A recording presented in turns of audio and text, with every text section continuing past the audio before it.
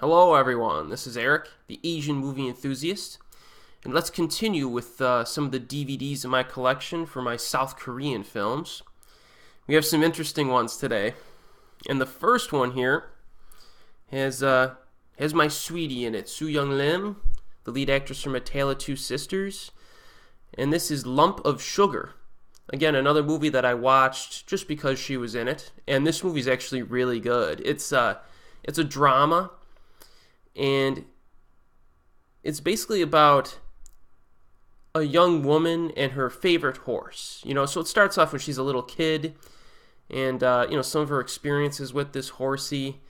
And then later on in life, she becomes a horse racer, like a jockey. And, there's some problems with that. She's not particularly good at it. And, there's some of the guys in the industry really kind of make her life difficult because she's a girl in the industry. So there's that aspect to it, and she reacquaints herself with this horse, and that's basically the film. Now, it doesn't sound particularly interesting, but it's awesome. I think the dramatic elements in this actually work really well. I cried a few times in this movie, I will admit it, and I've seen this one a handful of times, actually. I really like this. It has a nice score to it. And the horse itself has a little bit of a personality, like the way it communicates with the humans, without talking, of course, is pretty interesting. So I like this one a lot. It's got some very good dramatic moments to it. You have a really good lead actress. Check out Lump of Sugar if you have a chance. This one is flown under the radar and worthy of a viewing. Now our next one here is one that is kind of special to me. It's one that I watched just because it was a South Korean movie, and I had no idea what the premise of this movie is. Now, there's been a few movies that have attempted this before, and what I'm talking about is shooting a film without an edit, okay, in one, well, maybe not one take, but one entire take. It might not be your first, but it's one take. So some examples that would be like Russian Ark. If you haven't seen that movie, they basically move the camera through like an art museum, I think, and it's not easy to do this without any edits, because that means you have to set everything up, and you have to go, and you can't make a mistake for like, however long that movie was, 80 minutes or whatever. And, I thought that movie was interesting production-wise, but overall I didn't really like it. I didn't really felt it engaged me. It had a lot of flaws to it, but I admire the attempt. And then there was another movie called Silent House, which looks like it was shot in one take, but may or may not have been, because there were some blackout moments when it was moving through like walls and stuff. But again, another interesting attempt, but I did not particularly like that movie. Both those movies felt gimmicky in just doing one shot without an edit. Well, this South Korean movie does that, and it doesn't feel gimmicky. And that is Magicians. Now, the premise of this one, let me just get the premise right here, is that the story here revolves around the reunion of a rock band at a bar in the snowy woods, while the spirit of a deceased band member watches over them, and a monk also pays a visit. So this movie is, there's two versions. There's a 30-minute version, and then there's a 96-minute version, which is, again, one full take, no edits. So they filmed this movie, in a 96-minute period of time. I'm not sure how many takes it took them to do it, but they did it. And it seems gimmicky. Like, why would you do that in a movie just to do it? But in this case, it works because it's set up like a stage play. So you'll have the bar area, which is the actual building, like in the middle of the woods, and then you go through, and it's like watching a stage play where the people will be talking, and then the camera will move out into the woods, and then you'll have another scene without an edit between them.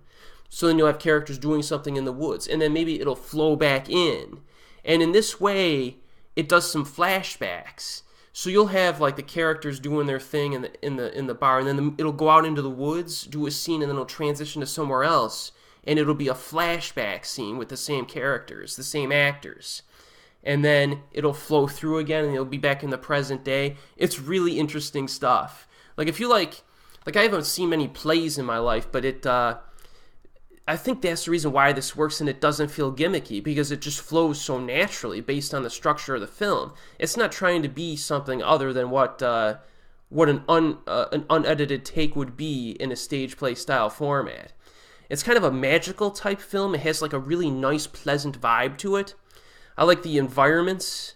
The set designs are really cool. The acting is top notch.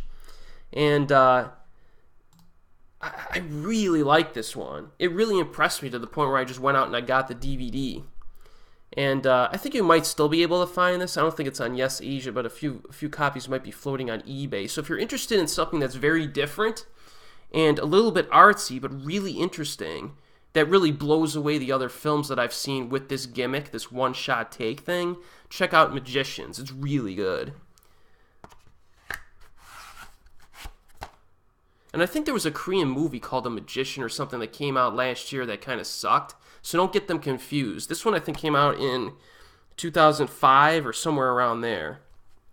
The director's name is Il Gong-song, so get the one from him. That one's really kind of a special DVD in my collection. Alright, next is one that's way more popular that you almost certainly have heard of. The Man from Nowhere. This movie has a lot of similarities, I think, to The Professional. You know, where you have a guy with a mysterious past who can kick serious rear end. And there's a little girl who's having problems that comes to his door and asks for help, basically. And he protects her from a lot of gangsters and bad guys. It's kind of an action thriller with drama to it as well. And the lead actor here really impressed me, Bin Wan. He's not in too many movies, I don't think, but he's really good. And then you have Sae-ron Kim as the little girl. Of course, I've seen her in A Brand New Life, which was her big debut where she put herself on the acting map, and she's very good in this as well. And this one has some good. It starts off a little slow, but it ramps up, and there's some pretty solid action in this. Thriller elements, a really good knife fight near the end. That's quite brutal and violent. It has good drama to it. It's one, a lot of people consider this a newer classic, and I think it's close in my opinion. It does have some flaws to it, I think, but this is definitely one that a lot of people love. So I definitely recommend you check this out if you have not seen The Man from Nowhere. It's really good. All right, our next one is one that, again, you probably have heard of, and for good reason. It's Memories of Murder. So again, this one is another one that, another South Korean film that uses the 15-year statute of limitations on murder to its advantage. And this movie has some similarities, I think, to Zodiac, which came out a few years after it. And Zodiac's actually a really good thriller drama as well about a serial killer. This one, a serial killer basically torments like a small town area, a village or suburban area in the woods, and you have these cops trying to find out who it is and bring him down.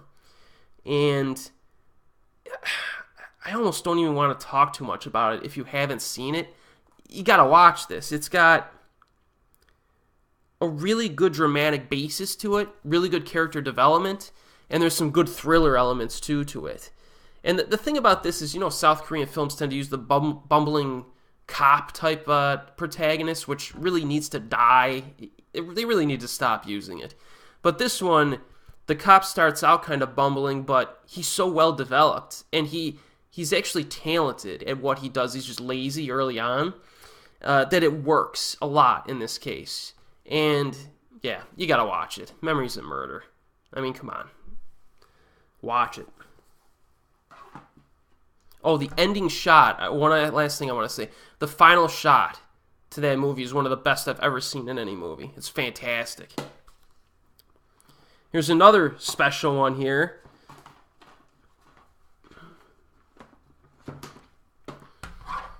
And I've covered this in my Asian horror playlist from 2006, and that is Midnight Ballad for Ghost Theater, my favorite musical. It's a horror comedy musical. And you have this girl played by Kkob-bi Kim, and this is what made me an instant fan of hers. I really like Kkob-bi Kim as an actress, and I watch everything she's in now, and everything I get my hands on. She tries to find her grandmother who went missing, so she goes into this movie theater that her grandmother said she was going to, and it's like a really old, like archaic type of mansion that's kind of parlayed into a movie theater that nobody ever goes to. It's like run down. And during the nighttime, the people who work there kind of double as, they're basically ghosts. And they have theatrical performances at night to have fun. And this movie's just awesome. It's all of the songs in this, and I cover this in my Asian horror playlist from 2006, but all the songs are actually relevant and actually provide some type of value to the film. Whereas some musicals, it just feels like they're thrown in. This movie's awesome. It's a lot of fun. Not especially creepy or anything, but it's very unique. I'll tell you that much. I love this. I watch this one every single year. Every year. Sometimes multiple times. Watch it. Alright, our next film here is a big one. I actually sent a copy to Mariana from Impression Blend, the YouTube channel, and she seemed to enjoy it. And that is Midnight FM. It's one of my favorite Korean thrillers from recent years. And I think it's underappreciated. I mean, this is one where you have a radio DJ, played by Su-jeong, the top here, who's really excellent in this movie. I think she won some awards for this movie. And, it's this radio DJ whose daughter is kidnapped. And, the guy who kidnapped her daughter calls into her show, her midnight show, and asks her to run errands and stuff and answer questions about her previous shows in order to keep her daughter alive. And Ji-tae, who's the bad guy from Old Boy, he's the bad guy in this movie. So if you're used to seeing him as a bad guy and you want to see him as a bad guy again, check this out. He has more screen time than he did in Old Boy, and he brings it in this one for sure. And then Su-jeong is excellent, as I said. And then the other actor in this is Dong-seok Ma, who you may have recognized from Train to Busan. He was like the beefy dude, the muscular dude in Train to Busan. Well, he's in this too. So you have a really good cast. And this isn't one of the Korean thrillers that is particularly violent. You know, if the violence turns you off of those, this is more suspense. It's like pure suspense. Film is awesome. I highly recommend it. All right, next we got one that was popular back in the day, but for some reason has become less so. That is Musa, the warrior. So you have let me get the premise right here. It's about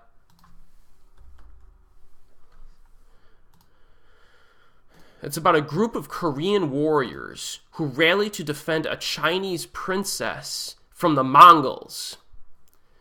So in this one you have Zhang Ji from Crouching Tiger, Hidden Dragon, and a few other films. She's the lead actress. This is one of her better performances. I'm not a huge fan of hers as an actress, but this is probably her best performance that I've seen, or one of her best. And in addition to her, you got Woo Sung-jung from The Good, the Bad, the Weird, and Sung-kee. Now, Sung-kee, the older gentleman here, this is the movie that made me a fan of his, and he's been in tons of movies. He's like a very highly acclaimed actor in South Korea who kind of made his name decades before, South Korean films became internationally popular. So, it's nice to see him in this movie. There's some really good imagery in this. I like the dynamic between the good guys in this, because their leader is a good guy, but he's not a particularly good leader, and while the second in command is really a better leader, so that creates kind of an interesting dynamic between the group. And I really like Musa. It's a cool flick. Check it out if you like an old school, action drama.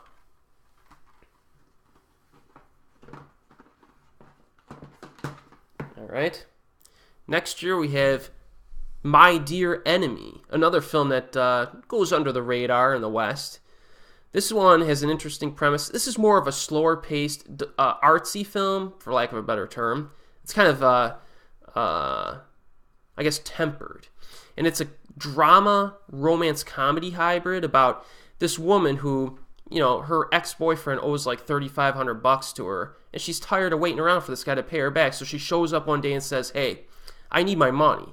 And the guy's like, "Well, some people owe me money." So she's like, "Okay, then get in the car and let's collect, because I'm sick of waiting for you to pay me back." And that's the premise of the movie. And they drive around to different people and try to collect money to pay her back. And this film is very reliant on its lead performances. And thankfully, you got two excellent actors here. I think I rated this pretty well here.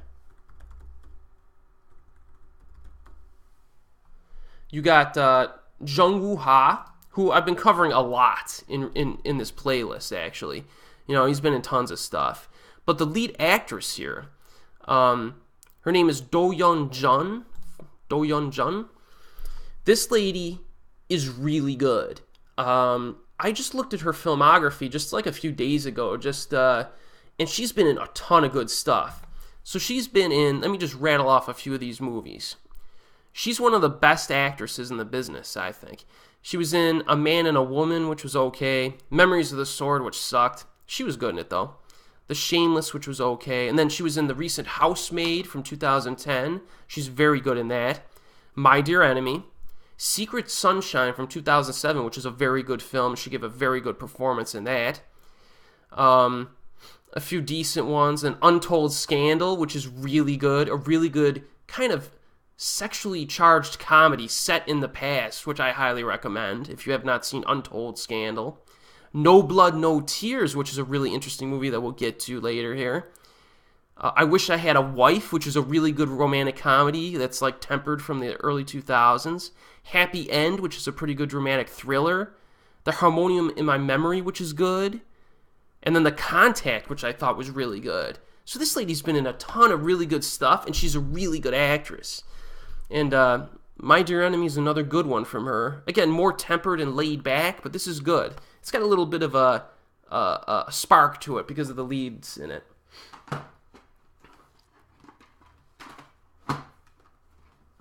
All right, we got a few romantic comedies coming up here. This one, My PS Partner. What do you think PS stands for? Phone sex. My phone sex partner. So this one, you have this girl, she calls the wrong number. And in it, trying to have phone sex with a guy that she knows, it might be her boyfriend, I think. And a different guy gets the benefit of it. And eventually these two meet up and have a relationship. And, I'm not a guy, I'm pretty open-minded with my movies. And there are a few raunchy comedies that I like, but it's not the type of humor that I typically like. A lot of the American ones especially are just juvenile, gross out crap. But this one has, is surprisingly charming, I thought, for a film that bases itself on, sex and, a slight edge to it. The leads are really good, and I definitely recommend this. Another South Korean romantic comedy that's really definitely recommended by me. The songs in this, there's two theme songs. One for the woman's side and one for the guy's side. And the theme song for the woman is Show Me Your Heart. And the theme song for the guy, the tagline is Show Me Your Panty. So, every once in a while I'll fire up that song in the car, and it's a pretty good tune. Both of them are pretty good tunes. So, My Phone Sex Partner, also called What You Wearin', is the alternate title, is worthy of viewing. I enjoyed it. And then we have one that I already covered. Full-length review, My Sassy Girl, is already on my channel. It's one of the best romantic comedies of all time. Definitely traditional in its romantic comedy style. Again, check out my full-length review. This movie's outstanding. Try to watch the uncut director's cut, though. It's 2 hours and almost 20 minutes long, which is insanely long and epic for a rom-com. But I can't imagine cutting out any scene from this movie. And we might have time for one more here. Why not? This is one that I am going to cover in my Asian Horror Year in Review playlist for 2010, I believe. And that is The Neighbour Zombie, which is an anthology film that is, revolves around zombies. I think there's 6 short stories in this. And it focuses a lot I think it's an indie film. It's not like a big budget production, so it focuses a lot on like the character interaction and the drama, and it also has some gore in it too and some bloodiness. I definitely enjoyed this one. Again, stay tuned. I'm going to hit 2010 within the next few months, so I'll cover this. It's a good one, and it's one that again is flown under the radar. Back when the Asian countries started to get their act together with their zombie movies, right around 2009, 2010, right around there. So this is good. Again, in terms of special features here, you got not really a whole lot. I mean, even Memories of Murder, you only have like some deleted scenes, some cast and crew interviews and previews, which isn't, this movie deserved more than that. And then, just not a whole lot. My Sassy Girl Special Edition had, some stuff to it. It's deleted scenes, making of, but really not. These movies deserve better special features releases, but at least they're on DVD. Let's be thankful. So, as always, I will see you next time for my next part in this DVD collection. Have a good one.